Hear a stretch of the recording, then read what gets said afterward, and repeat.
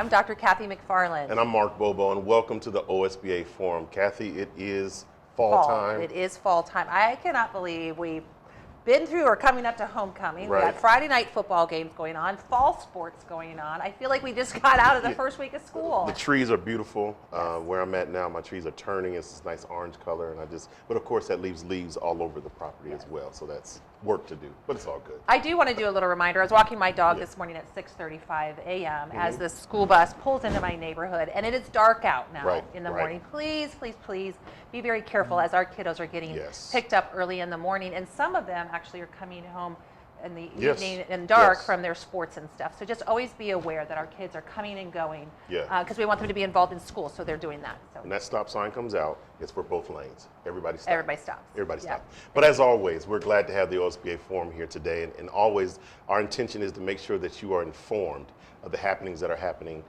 the happenings in public education. So today's discussion pertains to the importance of collaboration between K-12 and higher education. As educational leaders, we're always looking for opportunities that our students can have that can lead to life-changing impact for them and the communities in which they live. And today we have a special guest that will provide insight about how those opportunities are happening right here in the state of Ohio. Kathy, who do we have with us today? Yep, thanks, Mark. A special guest indeed, and a personal friend of mine, Dr. Keith Bell. Dr. Bell is the Director of Leadership Services at the Educational Service Center of Northeast Ohio. Additionally, he is the facilitator of the Ohio State Student Leadership Research Collaborative in partnership with the OSU College of Education and Human Ecology. He is an instructional coach for advancing inclusive principal leadership through the University of Cincinnati and works with Cleveland State University and the Department of Urban Education to support the school-based Youth Participatory Action Research Initiative. Boom. That's a lot. Dr. Bell has been a head basketball coach, a teacher, a principal, and a superintendent at Euclid City Schools prior to joining the ESC, and he received his doctorate from The Ohio State University. Dr. Bell, welcome to OSBA. Thank you for having me. Absolutely. Glad to have you. Mark and I were really excited about this because it has to do with students, and we love it when we find out opportunities that our board members can get into conversation and get involved with what's going on with our students. So, Dr. Bell, tell us how you got the idea for the OSU Student Leadership Research Collaborative. Sure. When I was in Cleveland, as I ended my career, we were developing our strategic plan. And what we were looking at is we looked at how we could bring EMIS directors together, how we could bring superintendents together, how we could bring assistant principals together and all of that. And I said, what about kids? Why can't we bring kids together? But we didn't really know what we wanted to do. So I left there and went to Ohio State. And in the interim, what we looked at is a way to try to connect kids. So we started the First Ring Student Leadership Institute in Cleveland. And what that was were the 16 schools along with Cleveland that surrounded Cleveland Metropolitan, and developed a leadership academy and all of that in Cleveland. So for 2 years, we did that. After I finished at Euclid, we did that for 2 years, and we had that going, and everything was fine. Then the pandemic hit. So the pandemic hits in 2020, and the superintendents that year, and I can understand it, didn't really want to be involved with that because there was too many other things on their plate. So all of a sudden, there's nothing. And I said, I've always loved challenges.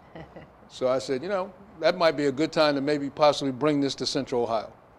And so I got the idea to bring this to Central Ohio. So I talked to folks at Ohio State. I talked to the ESC, Tom Goodney, who's been an excellent partner at the ESC. Talked to those folks about the possibility of making this happen. Wrote the grant to Martha Holding Jennings, who's been a funder for us for the last 4 years, about this idea. And everyone asked me, so how are you going to get this to happen in the middle of the pandemic? And I said, I don't know, but it's going to happen. It has to happen. Because what gave me the idea was during that time, if you recall, the George Floyd incident had occurred, all of the social justice issues were occurring. I went out, I live in Gahanna, I went out into the community, all the high school kids were protesting. They were all in the corners and everything. So I went out and asked them, I said, you all are protesting and I see that, you don't like what you see. I said, tell me how you're going to change things. Tell me what you want to do. Tell me how I can help you change things. No one had an answer. They couldn't tell me anything. I said, this is an opportunity. This is an educational opportunity. I said, these kids need some guidance, all of that. Long story short, that gave me the idea to say this needs to happen in Central Ohio. And so in the middle of the pandemic, let's just make it as tough as we can make it. So in the middle of the pandemic, the first year, everything was virtual. 7 sessions, all virtual. I got through the Educational Service Center, I was able to have access with the curriculum directors in Central Ohio. And as a result of that, the message got out. And so we had about 75 kids. We had 16 different schools that participated. It was all virtual. And we developed them in leadership, advocacy, but the most important component was the research component, teaching them the quantitative and qualitative research, because what kids will do, and I knew this, and you know this too, Kathy, in schools, kids will have ideas, they want certain things to happen, but they don't have any evidence to back up what they're saying. You know, they say, hey, you know, Mr. Bell, this is wrong. You know, I know this is wrong. And I say, okay, it's wrong, so what do you want to do about it? I don't really know. And then how do you know that everybody else, other people think it's wrong? Well, I don't know. So we wanted to teach them how to say, if it's wrong, then have something to support that, have data to back that up. And so the Leadership Research Collaborative, which was the name that I just kind of looked at, I said we're gonna collaborate with them, we're gonna teach them research, we wanted them to have leadership, that whole opportunity, we wanted to make sure that happened. So the leadership component, make sure we had top level leaders that spoke, that we taught them about how to become an informed, educated advocate, but then we gave them the opportunity and the educational component to have research to back up what they were saying and have data and evidence to support that. And so that's kind of where the idea came from, and being able to give them, I think the last part of that is, for me, I've always been an advocate for student voice. And my default behavior as an administrator was to go ask kids when I didn't know what to do. Right. You know, go talk to them, go ask them, get their opinion.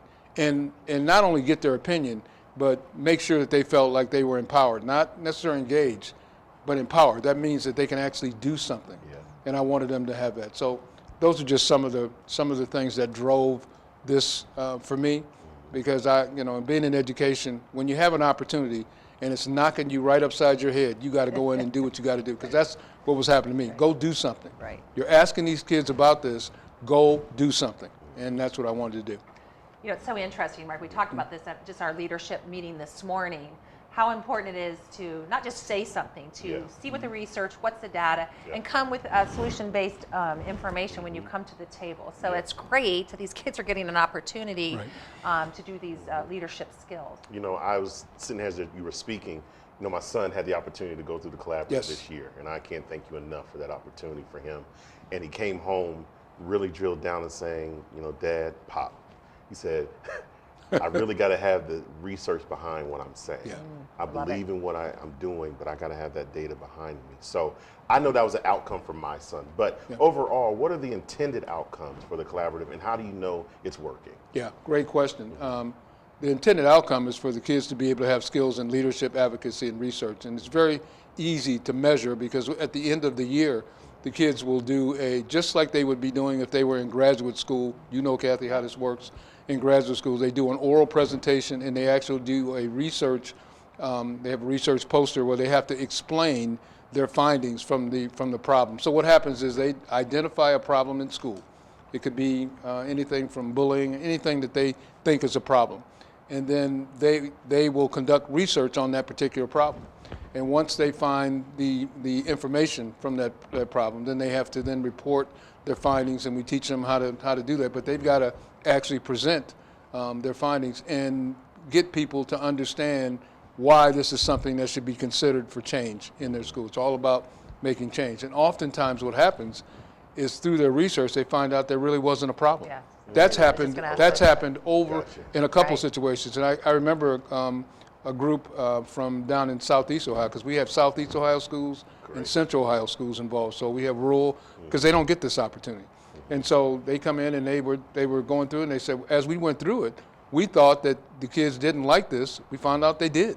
Yeah. And so they were able to, to do that. So really being able to become a better leader, understand how to become a better advocate, but the measurement, the metric to measure it is when they get to the end, and they actually do their research. Their poster has data to support what it is that they're doing. You can see what they've done. They've got their quantitative and qualitative methodology down.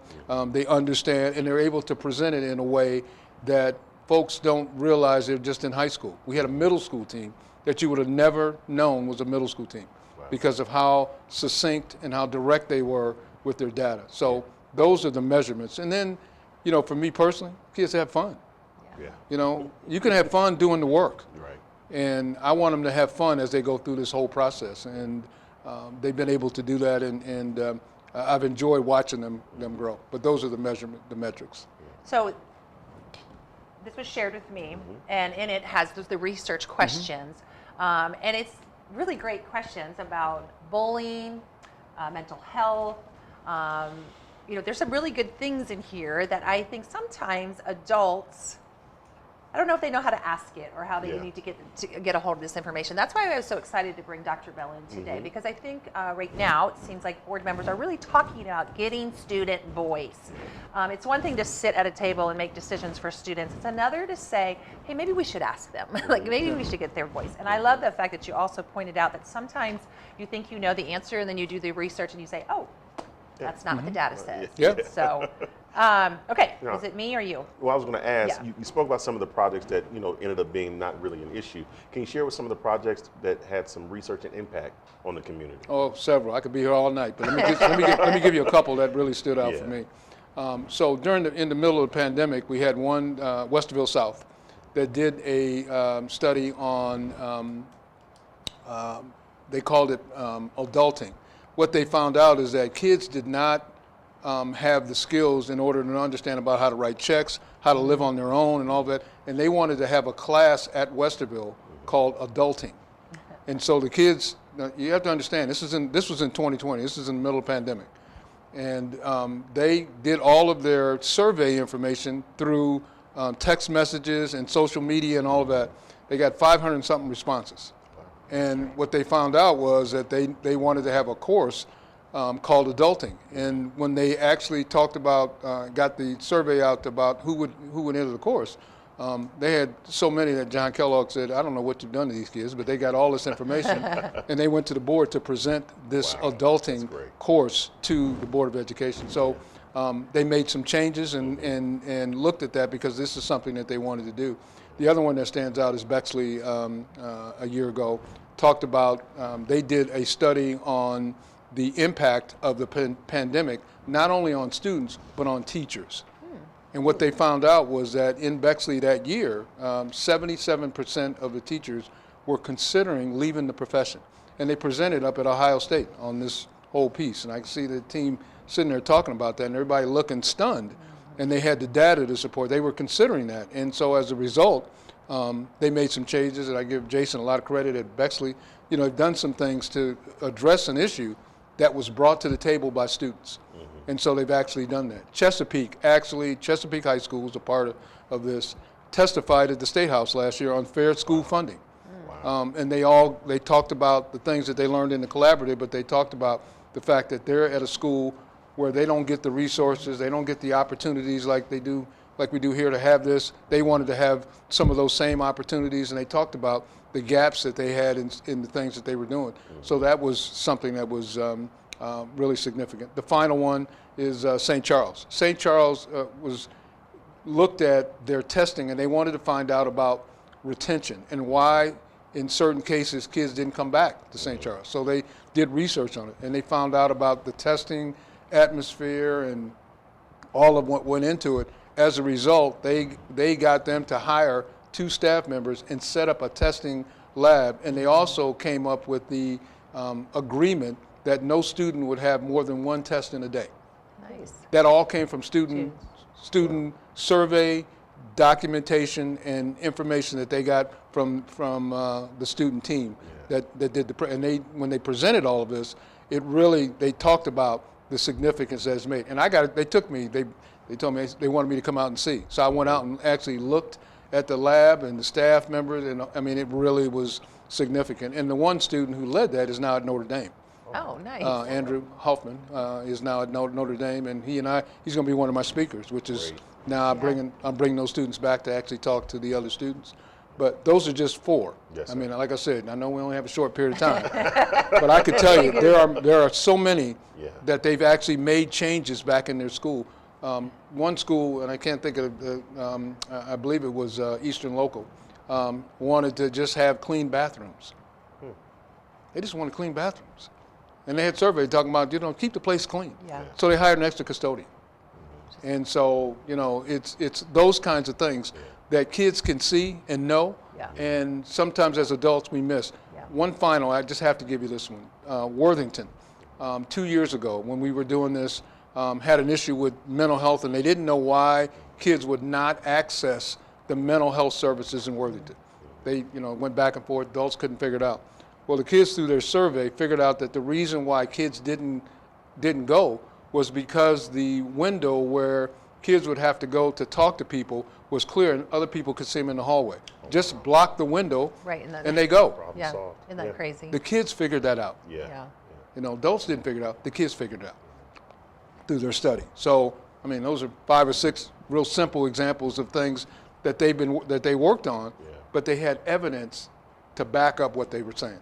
So is there a place that other districts can go to read some of this research? I mean, some of the things that you just highlighted right there, if I was a district or a Yeah. superintendent or a board, I'd say, oh gosh, we can do that. Is there a place, a website that people can go to see the past research? Yeah, I don't know if we have that up on the Educational Service Center of Central Ohio's research or on their website yet, but we can Okay. certainly do that. And I have access to all of Yeah. the information that these kids have had and their posters and all of that. So yeah, we have it. I just don't know if we have it in that location, but we can make that available. And one more question. So when the students are asking these questions, students know that they are being asked by students, right? Yes. That's where I think that you're probably getting more of some real feedback. Yeah. Yeah, they tell peer-to-peer. they tell you the truth. Oh, they'll tell you the truth. Oh, They'll yeah. tell you the truth. Good or bad, they'll tell you the truth. Right. Yeah. So, Dr. Bell, you have the Student Leadership Research Collaborative, but you also have the School-Based Youth Participatory Action Research. How are they connected? And I'm understanding that this is a cost-free opportunity. Cost-free, yeah. How are they connected? Tell us more about it. Well, the cost-free piece is because I have great sponsors. The Educational Service Center, Martha Holding Jennings, Educational Service Center of Northeast Ohio. I've got State Farm Insurance. I've got a lot of folks that are involved. The Malott Family Foundation. Every person that I go to, it's really kind of funny. When I go to people who are friends of mine who are businesses, and I tell them, as soon as I walk in the door, I say, I don't even need, you don't need to ask. I know this is about kids. What do you need? Wow.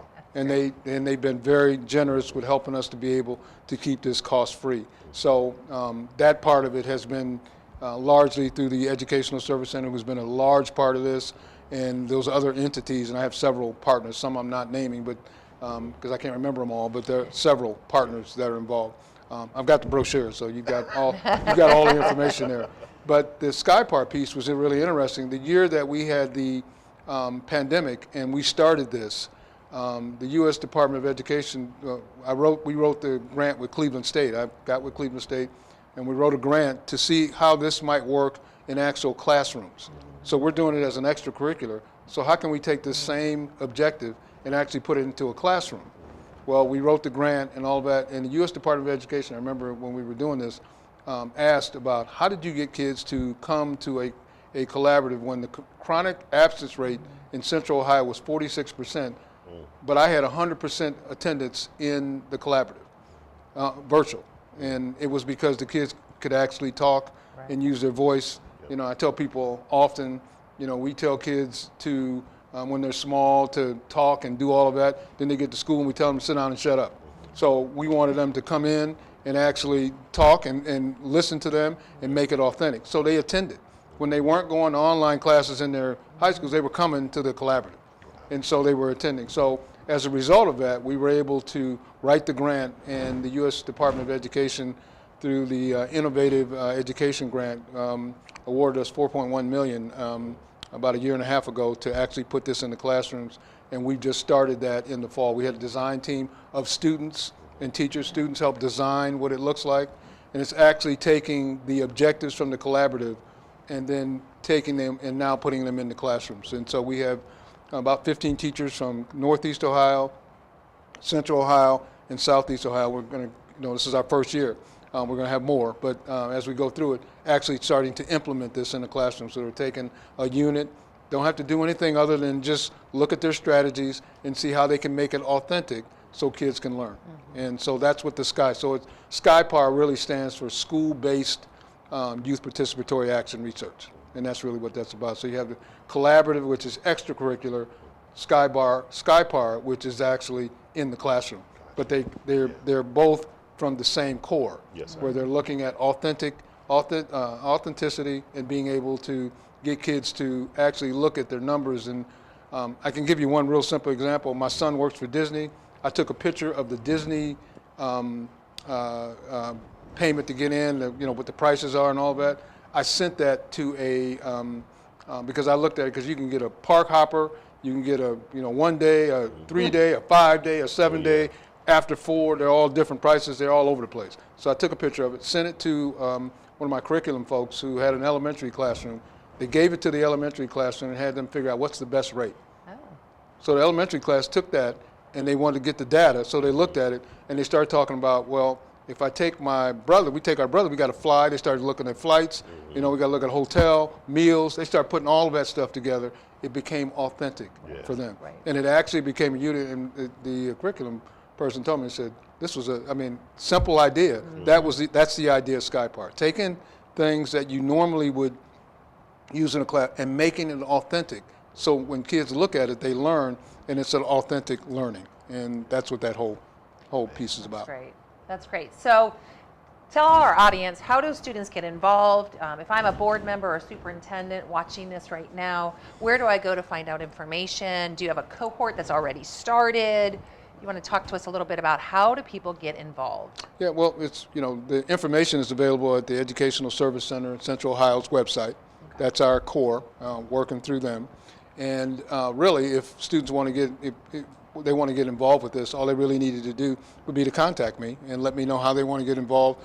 It's a Central Ohio project right now, but we've expanded. We had schools from Toledo that came up last spring to see the kids present. So we're looking at how we are able to expand this throughout the entire state. The SkyPAR piece we can expand throughout the entire state because it's virtual. We have virtual meetings. We meet once a month to talk about it. The professional development involved with that. We pay teachers a stipend for being involved to help with them and all of that. So if they're interested in that, you all have my information. I know you can put that on the screen or whatever you need to do. I'm willing to reach out and do that and let folks get involved. We'd love to have more representation, but it's growing each and every day. And I think the more people you have that are represented, the more diverse, the richer it becomes. Yes, and that's really what's happening. When you bring Southeast Ohio students with Columbus City students, with Central Ohio suburban students and urban students, and Northeast Ohio students, which we will have all on campus in November, and you bring all of these kids together and watch them work. Everybody talks about what kids can't do. I'm here to tell you what they can. And what they can do is you give them a chance, they can show you what they can do. And they've shown me what they can do. I was always a believer, but anybody who wasn't, when they see these kids work, they'll be able to see that. I just love the fact that we're reaching from all over the state of Ohio, right? Like you pointed out. That's what we love to hear, that all of our board members and all of our districts can get involved in this great work. And the other part to that too is the fact that, this year, working with OSBA, looking at authentic research for our kids after the first year, looking at issues throughout the state. We're going to look at that. We're looking at with the state school board, the Ohio High School Athletic Association, and OSBA, looking at issues that our kids can then actually go back throughout the entire state and get information on and bring it back and give you I call it a biopsy of what you want to know. Yeah. And why is mental health working or not working in certain places? Well, we can give you that information. And so we have kids who know how to do that. That's awesome. Well, Dr. Bell, we want to thank you, first of all, for investing and empowering our students to make a difference in our community. Thank you for being with us here today. And we'll make sure that your information gets out to our membership, because we want to get as many people involved and many students involved to help support the collaborative effort. I really appreciate the opportunity. You got great leadership here, so looking forward to working with you all. Please reach out to us so that we can help partner with Dr. Bell and all of those students and all the great work. It's really exciting. That's why we're in public education, or why we're in education, right? All for students. All right. And we'll be right back.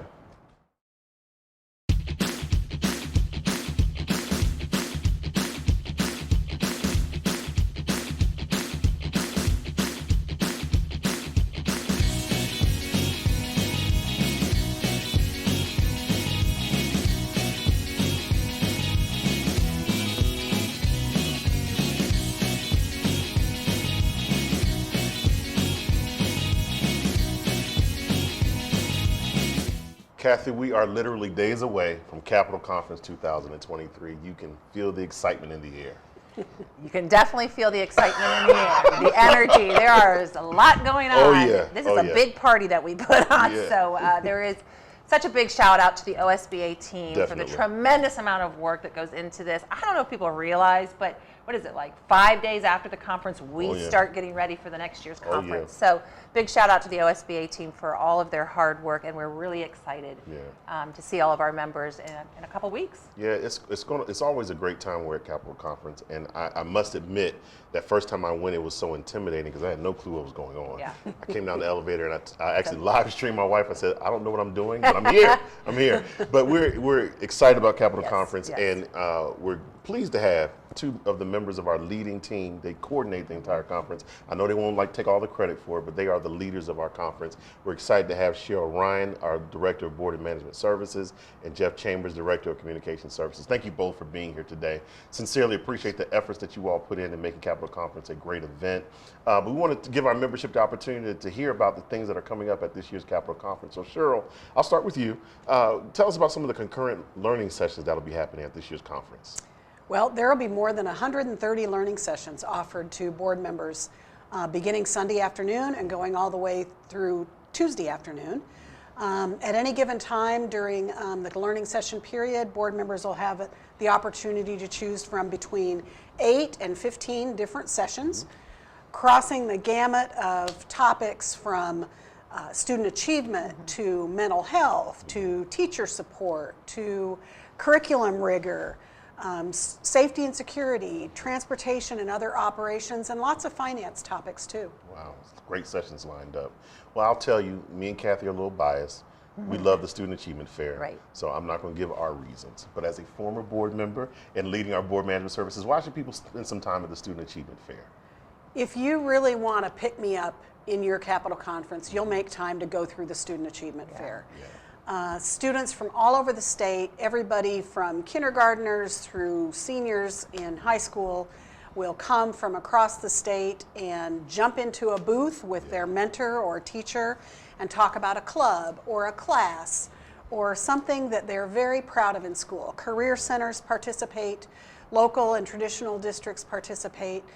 Everything from guitars to service dogs to cake baking will be featured, and you cannot help but leave the Student Achievement Fair having heard a student performance and talk to some students and understand really why we're all in this game. Yeah. So right, Cheryl. So Yeah, right. and do take the time to stop by because the kids really like to show off the work that they have been doing. So And Jeff, that's Monday. That's Monday. What time at Capitol exactly on Conference. Monday? Begins at 10, isn't that right? 10 to 2 on Monday. Great. All right, so if I am going through the conference and I have a question, Jeff, about the services that OSBA offers, is there a location at the conference where specifically I can go to find out those services? Certainly. As you come down the main escalators, you'll see a area for OSBA, we call it our pavilion, in which we'll have staff members scheduled there throughout the conference where they'll help you get the answers. And even if it's not an area that they know of, they may know somebody. If you have a policy question and our two policy specialists aren't there at that time, they'll let you know when they're going to be there. So you can arrange for a time to get back with them and have your question answered. We have that. Actually, it's a great location because it's just right by where registration is. So if those have any issues with their registration or want to register, because we'll take registration all the way till Tuesday afternoon when we end the conference, that will be the place to go. So it's a great spot in terms of our conference, right where the trade show entrance is, right where the ballroom is for the general sessions. Yeah. Excellent. So there is an opportunity to last minute registration. Yes, Okay. And especially so in terms of following up on a board election. So if any of the districts out there have candidates who have just been elected and would like to attend the Capitol Conference, it's a great way to get them off on the right foot. They can still register them all the way through. Our registration fees are such that if you've registered 7 people, anyone else from your district can come at no additional charge. So it's really designed to encourage as many people as possible to come from their district to attend the conference. There's something there for just about everybody. Great. Great. So Jeff, even as we're talking about that, when people have come to Capitol Conference before and they're saying, hey, I don't know how to do this, I don't know how to do that. Can you talk a little bit about our Capitol Conference app that can be handy to them? Definitely. We have an app that you can download on iPhone, Android phones, iPads. You can pull it up on a laptop over the internet. There's free internet service at the conference, at the convention center. It's a great place to find last-minute information. It has all the details in terms of all the different sessions. It'll have the handouts available for you in the app, as well as information about all the exhibitors, what's going on, what's taking place. Last-minute information will be pushed out through the app. There's all kinds of activities that you can, ways that you can communicate, whether through social media or direct messaging all those who are in attendance. It's probably the best thing you should have on your phone during the conference. That's great. I would agree. That's great. And just know that even though you have the app, our entire OSBA team is there on site. So if you ever have a question, please make sure that you ask one of our team members. So Cheryl, can you talk to the audience a little bit about the annual business meeting, or what we also call the delegate assembly? Jeff might actually be better served to do that, but the annual business meeting, or sometimes referred to as the delegate assembly, is an opportunity for one board member from each of our member districts to represent his or her district at our delegate assembly. And that is the meeting where every district comes together to talk about issues that have been forwarded through OSBA's platform committee for the discussion and voting by our members whether they should become part of our platform or not. What did I miss? It's also where they'll have the election for the president-elect nominee. They'll have the vote on that. From time to time, they'll have constitutional and bylaw amendments that help with the running of the association. Every district should have chosen one member to serve as the delegate, and that delegate can pre-register ahead of conference or register at conference if need be. So let's make sure that we understand that, because that is one of the challenges that maybe I remember from last conference Opportunities. was opportunities. That's opportunities to grow. That's great. Oh my gosh, I wasn't registered. Is it the treasurer that registers the person? Is it a form I have to fill out? Can you remind everyone how to make sure that they're set? This year, we've changed things up a bit. We've made it easier for a school district. It all can be done online. Okay. The treasurer is the person that has to enter in the information about the delegate and the alternate delegate. And then all they need to do is just show up at the business meeting. They'll have a QR code on their name badge. They'll scan that and they'll let them in. We are constantly sending out information to school district treasurers who haven't submitted their delegate information yet. So that's up. So we try to get as much as we can. There'll be a spot in registration. If you have a question on whether or not you're the delegate, you can scan your badge and you can see if you're a delegate or not. And you can do that before the business meeting starts on Monday at 2:30. I also want to remind people, because I had this question the other day, even though you're not a delegate, you can still attend, right? There's just this nice little fancy velvet rope, and you'd be on the other side of it. But you can always come and watch the delegate assembly. And we're really excited this year because we are actually going to have students join us at delegate assembly. We've started a pilot program this year, a student governance initiative, to try to get kids involved and students involved in local governance, and hopefully maybe encourage them to pursue governance or to be on a board or to get involved in politics.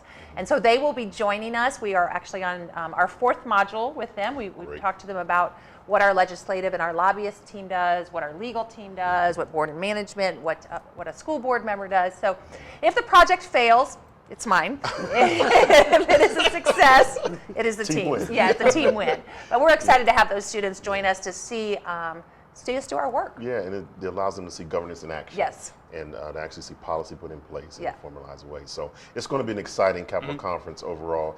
Are there any lasting words you'd like to share with the membership to get them excited about what's coming in just a few days? Well, the only thing that we haven't talked about that I would really like people to know about is we have 2 fantastic general sessions, including the actor Mary Steenburgen and the generational researcher Chuck Underwood. We have some incredibly great spotlight sessions, including our legislative team, Dr. Donna Beagle, who will be talking about student poverty. Chuck Underwood will also do a spotlight session. And certainly school finance is a spotlight session, so great spotlight sessions. We have a ticketed luncheon with motivational speaker Sam Glenn. So lots of great keynote presentations and spotlight sessions for people to also consider. The reason that we have two of those speakers, the poverty and the generational one, is because some of the team members heard them Yes. speaking, and we were like, oh my gosh, we got to get them to Capitol Conference. So we're really excited about those two topics that will be discussed. Awesome. Jeff, any parting thoughts? One thing I'd like to mention is on Sunday evening, we have the annual Black Caucus dinner. And they're going to do something a little bit different. This year they'll have a panel of students Yes. addressing those in attendance and talking a little bit about their experiences in the classroom and during their lives. Yeah. I think it's going to be a great conference. Again, I want to thank both of you sincerely for your leadership. Honestly, when we get in Capitol Conference season, I'm looking at you guys and I'm like, wow, they're on top of it. Yeah. And you all do a wonderful job. And of course, this is going to be one of the best that we've ever had, and we're looking forward to it. So just thank you for your continued leadership, and thank you to the entire OSBA staff for their work behind Capitol Conference. So Kathy, it's an exciting time here at OSBA. This is going to be your first Capitol Conference.